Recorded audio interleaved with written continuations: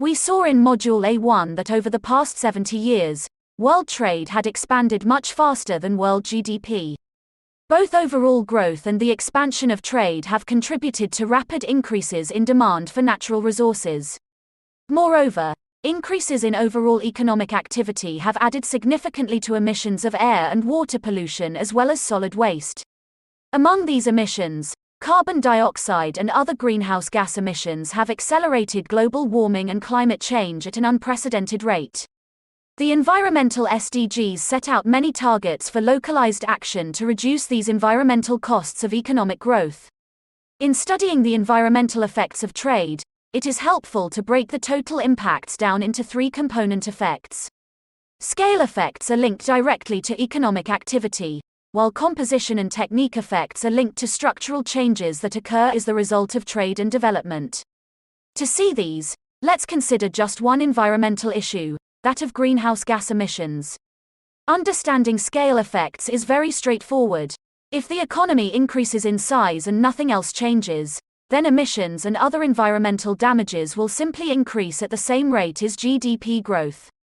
As a result, more economic activity will mean more pollution, more greenhouse gases emissions, and more natural resource depletion. Scale effects can also be understood at the sectoral or industry level. If trade stimulates an increase in production from a particular industry and nothing else changes, then emissions from that industry will increase in proportion to its output. We can see this in the case of tropical deforestation. Land use and land use change contribute significantly to global greenhouse gases emissions. In total, almost 1/4 of greenhouse gases emissions come from these sources. A few tropical countries, among them Brazil and Indonesia, contribute a large share of total emissions from agriculture and land use change. As they exploit their comparative advantage in tropical agriculture, their emissions from land use change increase roughly in proportion to the increased area planted. The expansion of these sectors is a scale effect that stands in sharp contrast to the goal of SDG 13, to combat climate change. In Indonesia, one crop, in particular, is responsible for a very large share of present-day land use change, that is, oil palm. Indonesia and Malaysia jointly supply nearly 90% of the world's palm oil exports. Area expansion has been dramatically rapid, especially in Indonesia. Most of the new land farmed to oil palm is produced from forests, typically through burning. As a result of the booming global demand for palm oil and its derivatives, Indonesia's palm oil sector, by expanding, produces massive amounts of greenhouse gases released. In just one 6-month period in 2015, the average carbon release was estimated at 11.3 million tons per day, 26% more than is released daily by the entire European Union. The total economic benefits of trade are measured by efficiency gains as a country pursues its comparative advantage. But we must also ask how changing the production mix alters the overall intensity of emissions and other forms of pollution. A country with a comparative advantage in a relatively clean industry will see emissions intensity decline as it specializes relative to its trading partners. Conversely, a country with a comparative advantage in relatively dirty industries will see emissions intensity increase. These changes are in addition to scale effects, as just discussed. The idea that a country might specialize in dirty activities because it has a comparative advantage in those sectors is sometimes called the pollution haven effect.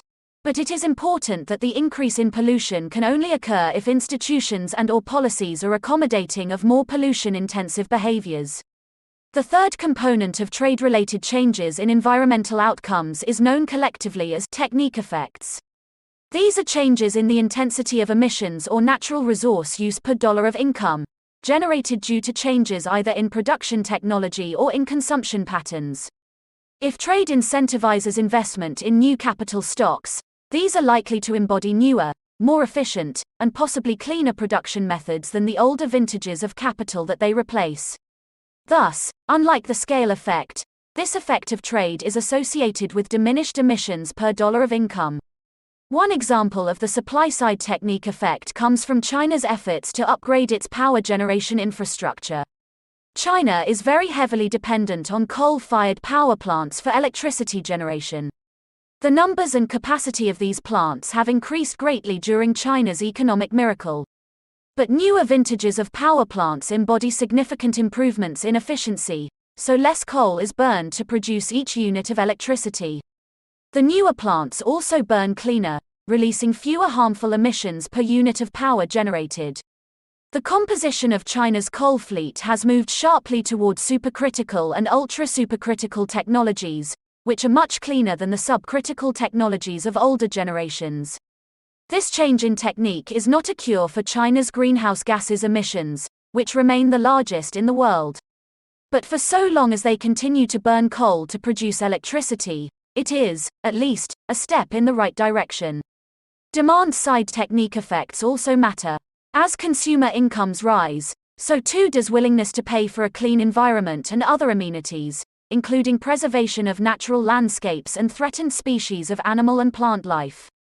Although these are typically called technique effects, they are more clearly understood as preference shifts on the part of consumers.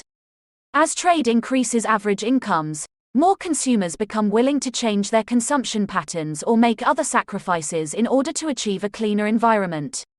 These preference shifts reduce the effort and cost required to make progress toward goals like SDG 13, which targets greenhouse gas emissions reduction. Policies for a clean environment also become easier to pass and implement. These trends exemplify the principle of increasing opportunity cost, or low-hanging fruit, as introduced in the previous module.